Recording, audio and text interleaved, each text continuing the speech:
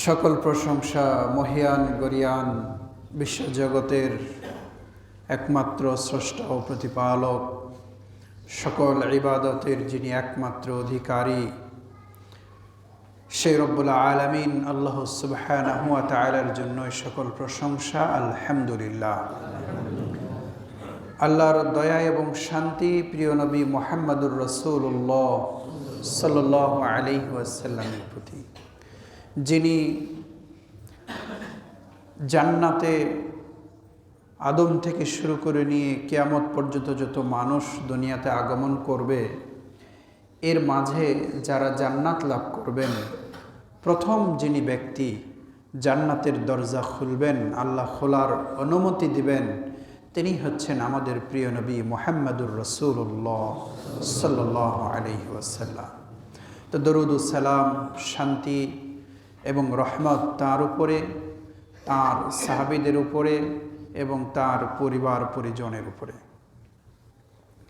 সম্মানিত উপস্থিত মুসল্লিবৃন্দ, আমরা গত জুমায় আলোচনা করেছি, শুনেছি খুতবাতে রাসূলুল্লাহ সাল্লাল্লাহু আলাইহি ওয়াসাল্লাম যাদেরকে জান্নাতি বলে ঘোষণা করেছেন, এমন সাহাবী বা এমন ব্যক্তির পাশাপাশি আবার জাহান্নামী বলেও ঘোষণা করেছেন।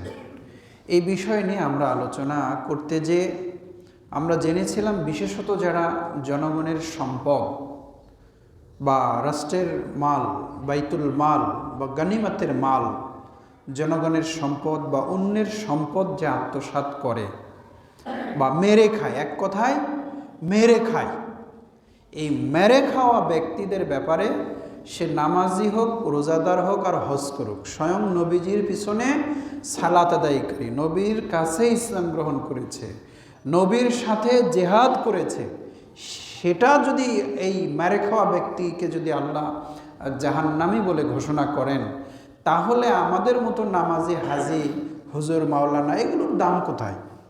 এগুলোর কোনো বেল আছে নাকি? এগুলো কোথায়? এগুলোর কি মানে মানে আমলের কি একবারে মানে ক্ষমতা রয়েছে, বা আল্লাহ কি এমন তাকে কেন পার করে দেবেন?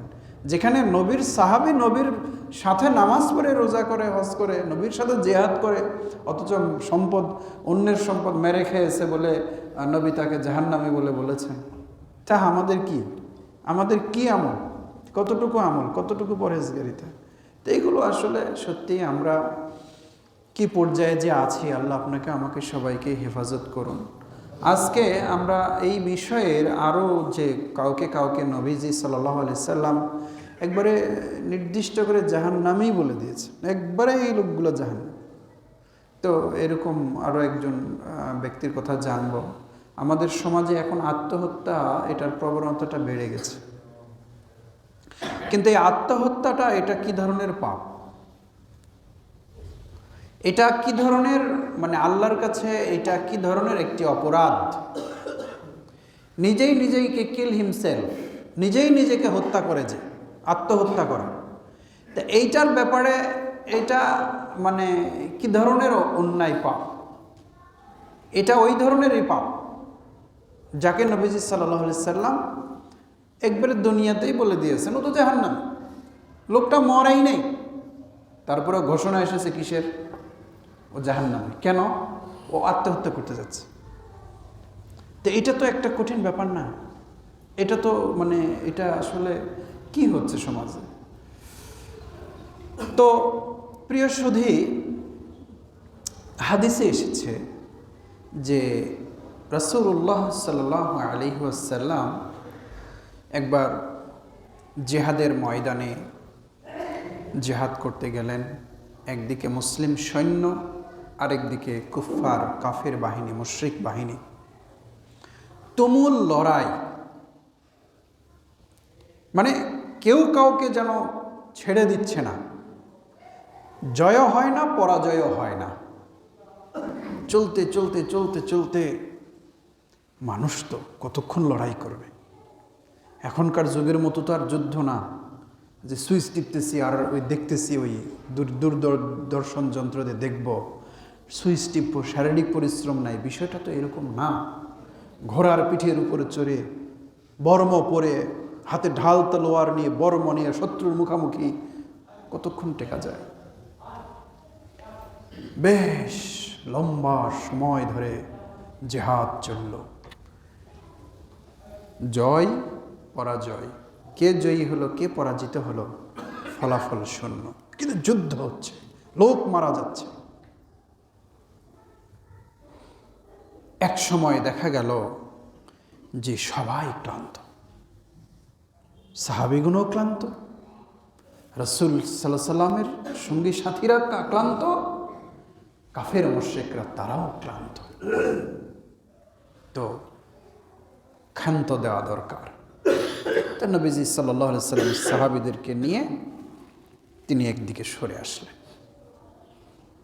কাফেররাও সরে গেল।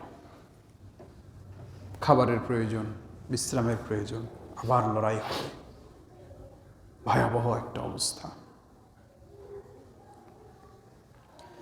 তো রাসূলুল্লাহ সাল্লাল্লাহু আলাইহি ওয়াসাল্লাম যখন এই বিরতি দিয়ে যখন তিনি আছেন, তো সাহাবীগণ বলা বলি করতেছে, আরে অমুকের কথা জানো, অমুক আজকে জেহাদের ময়দানে যে বাহাদুরিটা দেখিয়েছে, জেহাদের ময়দানে তার যে কর্মচঞ্চল্য, তার যে জেহাদের যে বীরত্বপূর্ণ আক্রমণ এবং শত্রুর আঘাত থেকে নিজেকে বাঁচানোর যে কলা কৌশল, নিজেকে হেফাজত করে আবার শত্রুকে পরাজিত করা, তার যে যুদ্ধের যে রণকৌশল, জানো অমুক ব্যক্তি, এক ব্যক্তির নাম বলে বলা হচ্ছে, অমুক ব্যক্তি কাফেরদের যাকে পায় তার পিছনে এসে ধাওয়া করে, যাকে পায় তার পিছনে এসে তরবারি নিয়ে ধাওয়া করে তাকে হত্যা করে। এরকম যুদ্ধ আজকে অন্তত যত সাহাবী যুদ্ধ করেছেন, তার আজকে জেহাদের পারফরমেন্সটা, তার জেহাদের আজকে যে জজবা এবং জেহাদের ময়দানে তার যে ভূমিকা, তার যে কর্মতৎপরতা, এই লড়াইটা অন্যের মতো ছিল না, তার মতো কেউই পারেনি। সাহাবীগণ আলোচনা করছে, এত জেহাদ করেছে রাসূলের সাহাবী, কাফেরদের মোকাবেলায় যখন সে জেহাদের ময়দানে গেছে, তখন সে জানতো না যে সেও কাফেরের অস্ত্রের আঘাতে মারা যেতে পারে। মৃত্যু স্বীকার না করলে তো জেহাদের ময়দানে নামা যায় না। যে আমি মরতে পারি, আমি জীবন না নিয়েও ফিরতে পারি, আমি রাজি আছি, আমি মরলে শহীদ বাঁচলে গাজী, পরোয়া যখন করবেন না, তখনই তো আপনি জেহাদের ময়দানে নামতে পারবেন, এর আগে তো সম্ভব না।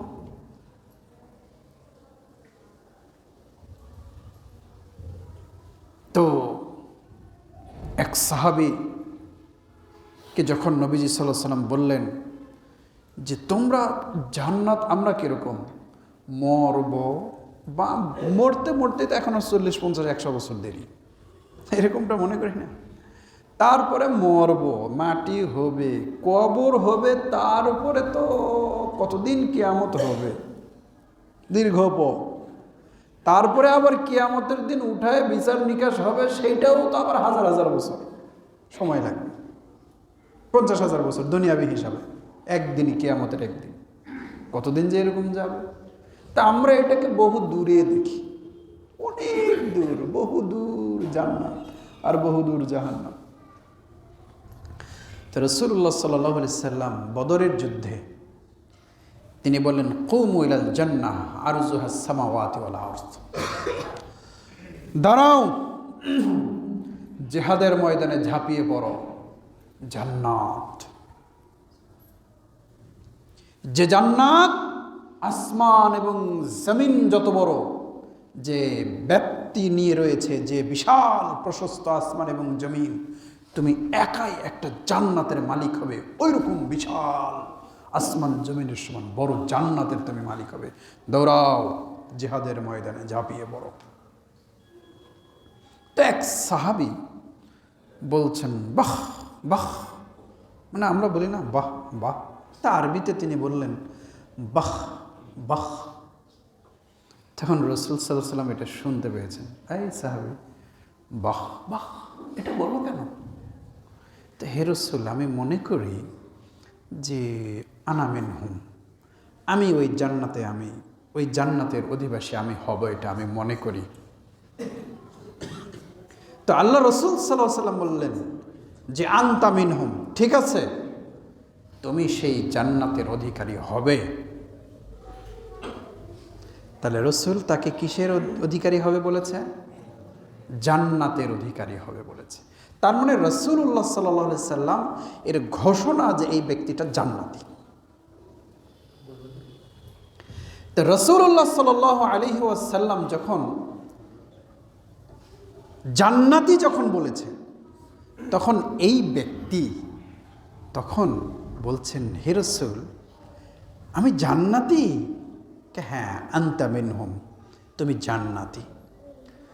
তখন তার থলিতে কিছু খেজুর ছিল, তো খেজুর বের করলেন, বের করে মুখে দিলেন, একটা দুটা খেলেন, আর বলছেন, আচ্ছা, নবী আমাকে বলেছেন যে তুমি জান্নাতি। কেমন জান্নাত? আরযুহাস সামাওয়াতি ওয়াল আরজ, আসমান এবং জমিন যেরকম বড় বৃহৎ, যে ব্যক্তি তোমার জন্য এরকম জান্নাত, এটা তো রাসূল আমাকে বলেছেন। আচ্ছা, আমি জান্নাতের জন্য তো ঘোষিত হয়েই গেছি, তো আমি খেজুর খাচ্ছি কেন? এই খেজুর খেতে তো সময় লাগবে, তো এত এত দূর সময় আমার হাতে কোথায়? আমি জান্নাতে যেতে চাই। সাহাবী খেজুর ফেলে দিলেন। ফেলে দেওয়ার পরে তিনি জিহাদের ময়দানে ঝাঁপিয়ে পড়লেন। আল্লাহু আকবার, তিনি শহীদ হয়ে গেলেন। সুবহানাল্লাহ। তারা এটা কাছে মনে করতেন, কিন্তু আমরা মনে করছি অনেক দূরের পথ। কি বিষয়ে আলোচনা করছি আজকে? আত্মহত্যা এমন একটি পাপ যার ব্যাপারে নবী বলেছেন, দুনিয়াতে বেঁচে থাকা অবস্থায় যাদের ব্যাপারে জাহান্নামী ঘোষণা হয়েছে। আর আপনারা হাদিস শুনলেন, এমন সাহাবী ছিলেন যাদেরকে নবীজি দুনিয়াতেই জান্নাতের সংবাদ দিয়েছেন, কিন্তু দুনিয়াতেই কাদেরকে জাহান্নামী বলে সংবাদ দিয়েছেন, এইটাও তো আমাদের, উই হ্যাভ টু নো, এটা আমাদের জানা উচিত না?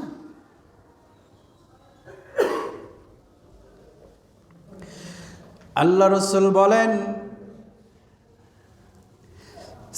জিহাদের ময়দানে সাহাবীগণ পরস্পর বলাবলি করলো, অমুক আজকে জিহাদের ময়দানে যেরকম বীরত্বপূর্ণ, যেরকম সাহসিকতা, যেরকম তার পারফরমেন্স, যেরকম তার উৎসাহ, যেরকম সে আগ্রহ নিয়ে কাফেরদের মোকাবেলায় জিহাদের ময়দানে ঝাঁপিয়ে পড়েছে, ওর মতো আজকে কেউ এইরকমভাবে কোনো সাহাবী জিহাদ করতে পারেনি। এই আলোচনাটা কার পাশাপাশি হচ্ছে? রাসূলুল্লাহ সাল্লাল্লাহু আলাইহি সাল্লামের পাশাপাশি আলোচনাটা হচ্ছে। আল্লাহ রাসূল সাল্লাল্লাহু আলাইহি সাল্লাম মনোযোগ দিয়ে শুনলেন, শুনে বললেন, তোমরা কার কথা বলছো? অমুকের কথা। তখন রাসূল বললেন,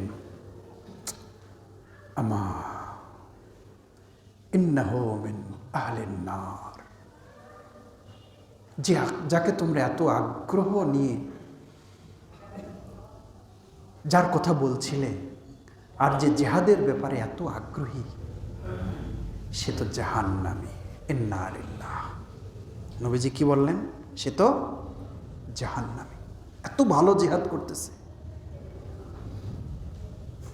রাসূলের কাছে ইসলাম কবুল করেছে, রাসূলের সাথে সালাত আদায় করেন, রাসূলের সাথে সিয়াম পালন করেন, রাসূলের জিহাদের সাথী, কিন্তু রাসূল কি ঘোষণা দিলেন? হুয়া মিন আহলিন নার, আফসোস, সে তো জাহান্নামী। মানে আল্লাহ তাকে জানিয়েছেন, ওহী হয়েছে। নবী তো আর ওইভাবে তো জানতে পারবেন না, আল্লাহ জানালে নবী জানবেন। সাহাবীগণের কাছে বিষয়টা হয়ে গেল বড় ভারী, বড় কঠিন। যে লোককে আমরা চিনি, আমাদের সাথে সালাত আদায় করে, আমাদের মতোই মুসলমান, কালেমা পড়েছে, আমাদের মতোই মুসলমানদের মতোই তার ড্রেস আপ, তার চাল চলন, কথাবার্তা, চলাফেরা, আমল আকিদা আমাদের মতোই, আমাদের সাথেই চলে, এই ব্যক্তিটা আমাদের সাথে জেহাদের ময়দানে এসে জেহাদ করে, আমাদের চেয়ে সে আরো বীর দর্বে জেহাদ করে। আর রাসূল বললেন, দুঃখিত, এ হলো জাহান্নামী। সাহাবীগণ ঘাবড়ে গেলেন, ভয় পেলেন। বিষয়টা তাদের কাছে জটিল হয়ে গেল, কঠিন হয়ে গেল। How is it possible? এটা কি করে হতে পারে?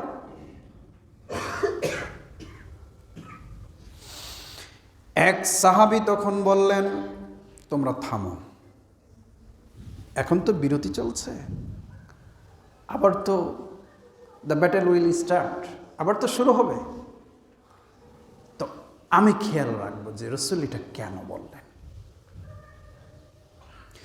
সাহাবী বলেন, যখন রিস্টার্ট হয়ে গেল, যখন জেহাদ আবার শুরু হয়ে গেল, আমি তখন দেখলাম ও যেদিকে দৌড়ায় আমিও তার পিছনে দৌড়াই, ও যখন হাঁটে আমিও তার পিছনে হাঁটি, ও যখন থামে আমিও তার পিছনে থামি, ও যখন দৌড়ায় আমিও তার পিছনে দৌড়াই, ও যেদিকে যেদিকে যায় আমি শুধু তাকে দেখতে থাকি, ও কোথায় যায় কি করে।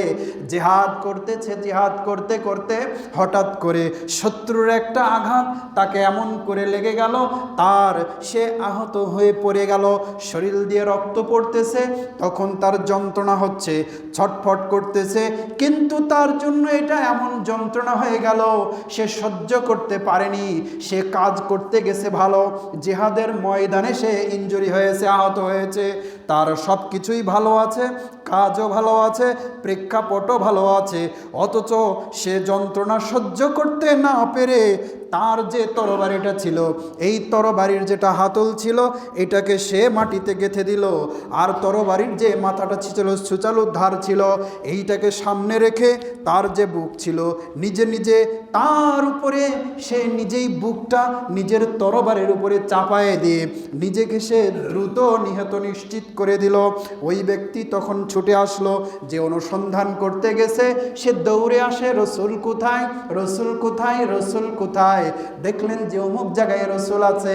তিনি দৌড়ে এসে বললেন, ইয়া রাসূলুল্লাহ, আশহাদু আন্নাকা রাসূলুল্লাহ, আপনি সত্যি আল্লাহর রাসূল, আপনি সত্যি আল্লাহর রাসূল। আচ্ছা, তারা কি সত্যি আল্লাহর রাসূল এটা কি না জেনে কি ঈমান এনেছে? এই সাহাবে এসে বলছেন, হে রাসূল, আপনি সত্যি আল্লাহর রাসূল। মানে এটা কোনটা বুঝেই তো হয়েছে, ওই যে ইব্রাহিম আলাইহিস সালাম তো আল্লাহর নবী না? একবার বলেছিলেন আল্লাহকে যে কাইফা তুহিল মাউতা, আল্লাহ আপনি, মানুষ মারা যাবে, মাটির সাথে মিশে যাবে, হাড়হাড্ডি সব নিঃশেষ হয়ে যাবে, আপনি এগুলোকে আবার কিয়ামতের দিন আপনি উঠাবেন, তো আপনি মৃতকে কেমন করে জিন্দা করবেন? এই প্রশ্নটা কে করছে? নবী করছেন, নবী নবী ইব্রাহিম নবী করছেন। এটা আপনার আমার মতো লোকের প্রশ্ন না। প্রশ্নটা আবার কাকে করছে? বটতলী মসজিদের হুজুরকে না, আল্লাহকে প্রশ্ন করছে। আল্লাহ, কাইফা তুহিল মাউতা, আপনি কেমন করে মৃতকে জিন্দা করেন? তো ইব্রাহিম আলাইহিস সালামকে আবার আল্লাহ পাল্টা প্রশ্ন করলেন, আওয়ালাম তুমিন, do you not believe it, তুমি এটা কি বিশ্বাস করো না? অফকোর্স, অবশ্যই করি। বালা, অবশ্যই করি, মানে নাম মানে হ্যাঁ করি, ইয়েস এইটা না, বালা। আরবিতে নাম মানে হ্যাঁ, আবার বালা মানে অবশ্যই করি, হ্যাঁ, অফকোর্স। তখন ওই যে আপনারা পাখির ঘটনা জানেন, ওই দিকে আজকে আমি যাব না। তো কিছু কিছু জিনিস দেখলে মানুষ মানে ইমান আছে ঠিক আছে, ইয়াকিনটা আরো বেড়ে যায় না, এই সত্যিই তো রে। তো এই সাহাবী বলছেন, হে রাসূল, আপনি সত্যিই আল্লাহর রাসূল। কেন? আপনি যে বললেন, আমরা যার বীরত্বের ব্যাপারে আপনার কাছে আলোচনা করলাম, তার ব্যাপারে আপনি বললেন যে সে জাহান্নামী।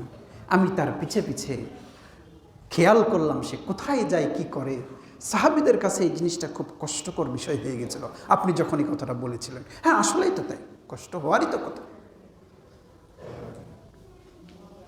তো দেখলাম যে এইভাবে সে নিজেকে নিজের তরবারির আঘাতে নিজের শরীরকে গেঁথে দিয়ে সে আত্মহত্যা করেছে, কিল হিমসেলফ। সে নিজেই নিজেকে হত্যা করেছে। তো আপনি যা বলেছেন তাই হয়েছে, আপনি হচ্ছেন সত্য রাসূল। প্রিয় সুধী, রাসূলুল্লাহ সাল্লাল্লাহু আলাইহি সাল্লাম দুনিয়াতেই যাদের ব্যাপারে জাহান্নামী, তাদের ভিতরে এটা 2 নাম্বার। প্রথম নাম্বার কি ছিল? যারা রাষ্ট্রের, দেশের, অন্যের সম্পদ যারা মেরে খায়, আত্মসাৎকারী, হাজি হোক, নামাজি হোক, শিক্ষিত হোক, অশিক্ষিত হোক, তাকে নবীজি দুনিয়াতেই জাহান্নামী বলে ঘোষণা করেছেন। তো আপনার আমার চেয়ে কি ভালো মানুষ কি তারা ছিলেন না? এই জন্য আমি দুঃখ করে বলি যে নবীর সাহাবী, নবীর কাছে ঈমান এনেছে। আমি তো নবীকে দেখি নাই, আমি তো নবীর পিছনে সালাত আদায় করি নাই। নবীর পিছনে সালাত আদায় করেছে সেই ব্যক্তি গনিমতের মা, সেই ব্যক্তি রাষ্ট্রের সম্পদ, একটা চাদর। কি ছিল? একটা চাদর। গত জুমায় তো আলোচনা শুনেছি। আরেকটা কি ছিল? পশমের তৈরি একটা ঘোড়ার লাগাম। এটা সে আত্মসাৎ করেছিল, মেরে খেয়েছিল। এই জন্য রাসূল সাল্লাল্লাহু আলাইহি সাল্লাম দুঃখিত, দুনিয়াতেই তাদেরকে কি বলে ঘোষণা করেছিলেন? জাহান্নাম। আমি তো সেই নবীর উম্মত না? হ্যাঁ, তো আমি ব্রিজ খাই কি করে? ব্রিজ খাই, জনগণ বলে না যে অমুক তো ব্রিজ খাইয়ে ফেলে। সিমেন্ট খায়, ব্রিজ খায়, বিল্ডিং খায়, মসজিদ খায়, মাদ্রাসা খায়, এতিমখানা খায়, এগুলোও নাকি খায়। তো এগুলো কারা? সব ইন্ডিয়ার লোকেরা।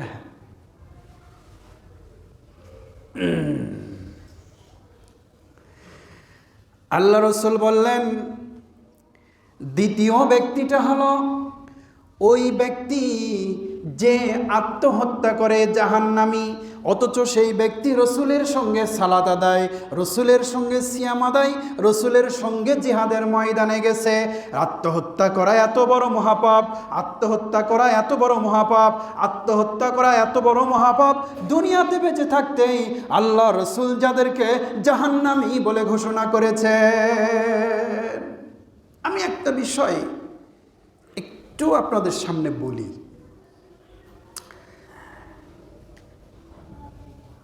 আমাদের সমাজে আত্মহত্যার বিষয়গুলো কিন্তু এখন, আগেও ছিল, এখনো আছে, ভবিষ্যতেও থাকবে।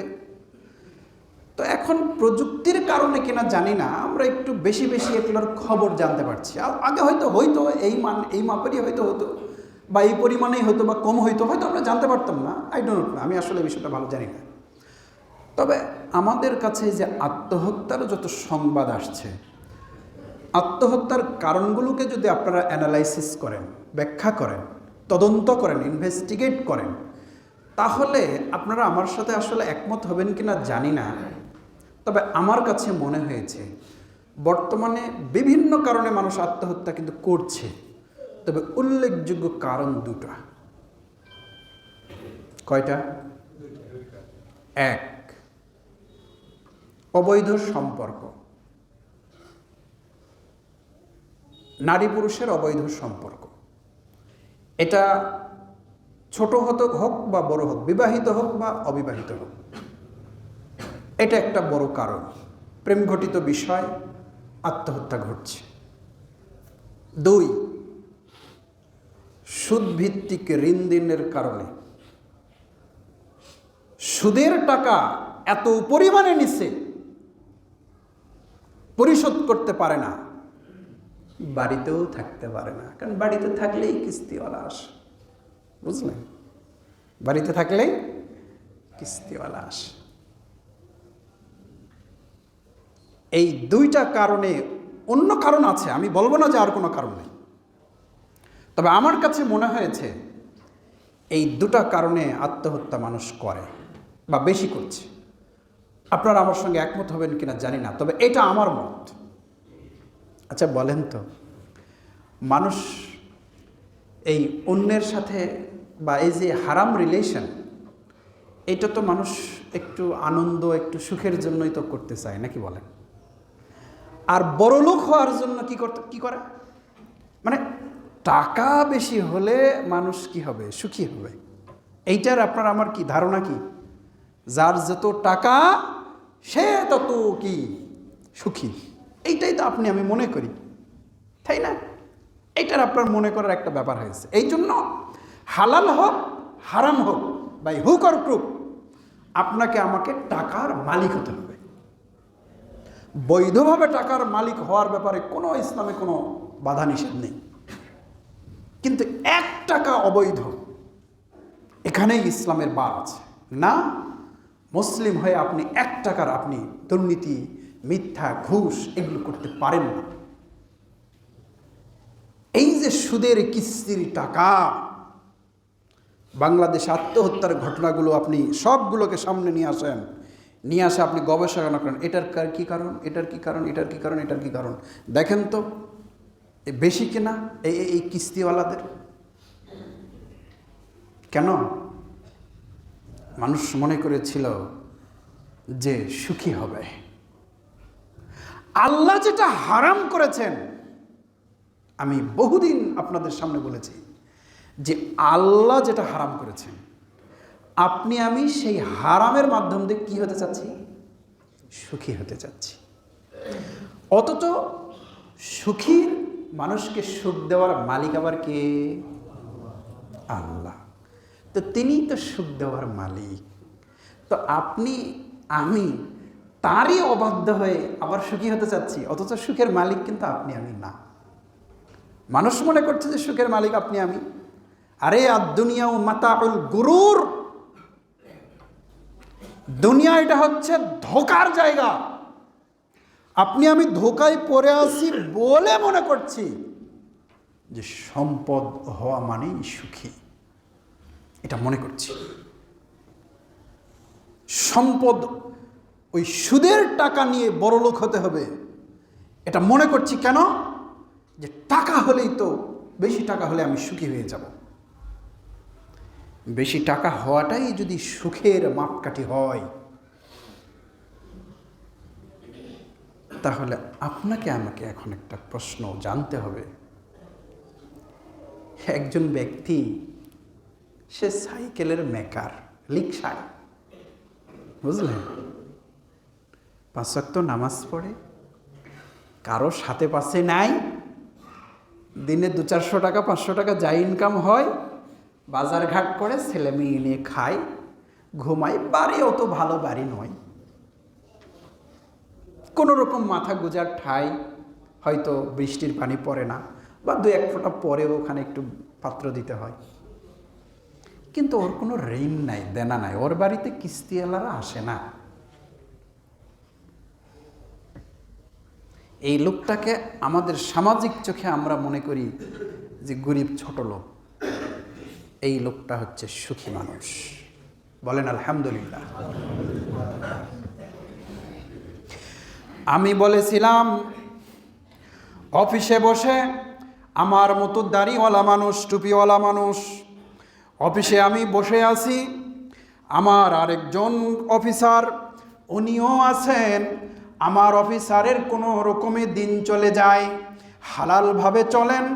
আর আমি এমন একজন ব্যক্তি, আমি ছোট পদে চাকরি করি বা বড় পদে চাকরি করি, আমি মাসে বেতন পাই 50,000 টাকা, অথচ দেখা যায় প্রতিদিন আমার অন্য ইনকামও আছে আরও বেশি টাকা, মাস গেলে আমার 1.5, 2 লাখ 3 লাখ টাকা ইনকাম। দুর্ভাগ্য দুর্ভাগ্য দুর্ভাগ্য ওই লোকের জন্য, এত টাকার মালিক মাস শেষ হলে তারপরেও দেখা যায় তার 50,000 দেনা, তাই না? মানে টাকা নিয়ে বড় লোক হতে হবে। আমরা সুখ খুঁজেছি টাকার ভিতরে। টাকাটা প্রয়োজন, কিন্তু এর ভিতরে পড়ে থাকলে হবে না। এজন্য আমার আলোচনা আমি বলেছিলাম, যারা সুদ খায়, যারা অন্যায় করে, মানুষের সম্পদ যারা আত্মসাৎ করে, আল্লাহর পক্ষ থেকে এমন গজব ওর উপরে নাজিল হয়, ওর ডানে গজব, ওর বামে গজব, ওর সামনে গজব, ওর পিছনে গজব, ওর মাথার উপরে গজব, ওর মাথার নিচে পায়ের তলায় গজব। এমন গজবের মাঝে এরা পড়ে যায়, নিজের স্ত্রীকে, আমি ওয়াজে বলেছিলাম, খুতবায় বলেছিলাম, নিজের স্ত্রী যাকে সে এত ভালোবাসে, এই অধমেরা, এমন নালায়েকেরা, এমন গজব এদের হয়েছে, এরা স্ত্রীর শাড়িটা পর্যন্ত নিজের হালাল টাকায় কিনে দিতে পারে না, ঘুষের টাকায় নিজের স্ত্রীকে ঈদের সময় শাড়ি উপহার দেয়, নিজের ঘুষের টাকা দিয়ে এরা কুরবানি দেয়। এদের হালাল টাকায় এদের তাকদিরে কুরবানি নসিব হয় না। আল্লাহ বরকত নষ্ট করে দিয়েছেন, আল্লাহ এদের উপরে এমন গজব দিয়েছেন, এদের উপরে আল্লাহ এত অসন্তুষ্ট, আল্লাহ এমনভাবে মেরে দিয়েছে, বৃদ্ধ বাবা মাকে ঈদের কাপড় কিনে দিবে, বোনকে ঈদের মার্কেট করে দিবে, এদের জন্য বেতনের টাকা দিয়ে জোটে না, এদেরকে ঘুষের টাকা দিয়ে বোনকে দিতে হয়, ঘুষের টাকা দিয়ে মাকে দিতে হয়, ঘুষের টাকা দিয়ে বাবাকে দিতে হয়। ঘুষের টাকা ছাড়া এরা নিজের বাবা মাকে জীবন খাদ্য খাওয়াতে পারে না। আল্লাহর গজব এমন করে নাজিল হয়ে গেছে, নিজের যে সন্তানটা, যার জন্য আল্লাহ বাজেট করে দিয়েছিলেন হালাল রিজিক, সন্তান জন্ম হবে, মায়ের বুকে দুধ আসবে, মায়ের দুধ খাবে সন্তান, হালাল রুজি পাবে, সে হাঁটতে পারে না, সে কথা বলতে পারে না, অথচ আল্লাহ রিজিক দাতা, আল্লাহ রিজিক দেবেন তাকে, যে তাকে রিজিক দেবেন, তার দুনিয়াতে আসার সাথে সাথেই তার মায়ের বুকে তার জন্য রিজিক বরাদ্দ হয়ে গেল। এরপরে যখন বাচ্চা বড় হয়ে গেল, চাহিদা যখন বেশি হয়ে গেল, বাড়তি যখন খাবার যখন চাহিদা হয়ে গেল, আল্লাহর কি গজব! এই লোকগুলো এই মাসুম বাচ্চাটার ডানু হরলিক্স কিনতে পারে না, নিজের বেতন দিয়ে পারে না, ঘুষের টাকা না হলে মাসুম বাচ্চারেরা ডানু এই হরলিক্স কিনতে পারে না। আপনি তাকিয়ে দেখেন, আমি যদি এটা বাড়াই বলে আপনি একটু তাকিয়ে দেখেন, মানুষ মনে করছে যে আমি সুখী,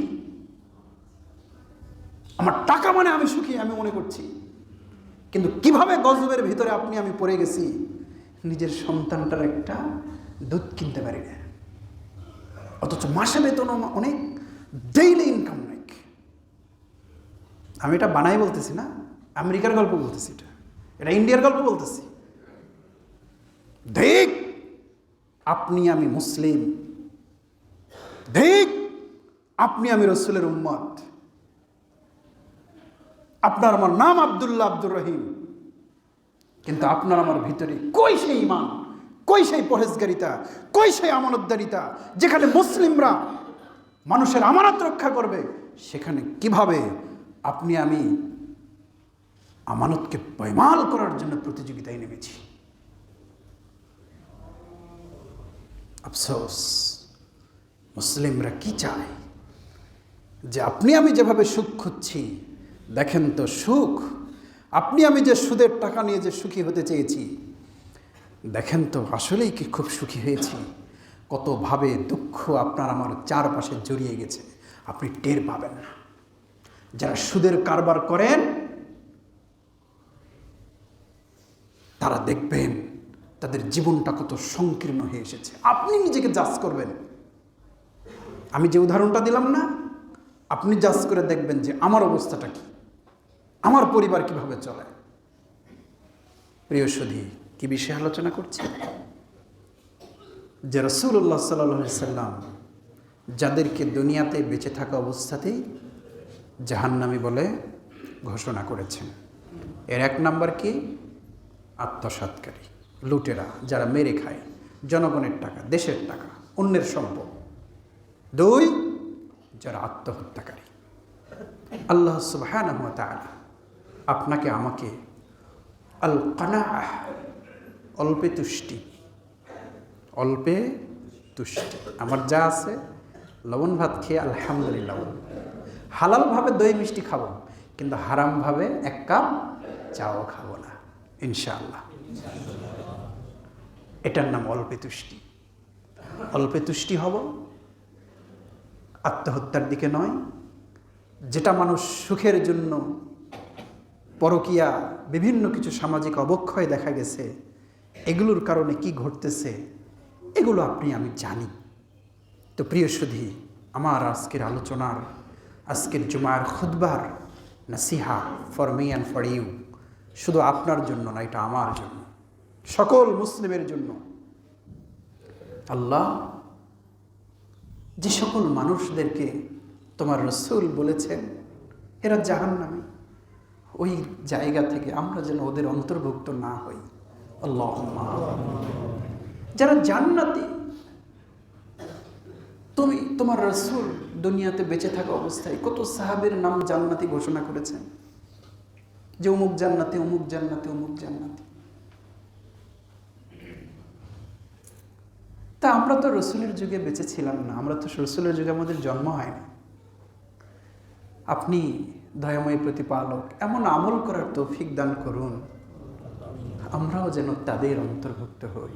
কাদের? ইহদিনাস সিরাতাল মুস্তাকিম সিরাতাল্লাযীনা আন'আমতা আলাইহিম, ওই লোকগুলোর পথ যাদের উপরে আপনি দয়া করেছেন, রহম করেছেন, যারা সঠিক পথের উপরে চলেছিল, তাদের অন্তর্ভুক্ত তুমি আমাদেরকে করে নাও। আল্লাহুম্মা আমিন। সুবহানাকাল্লাহ।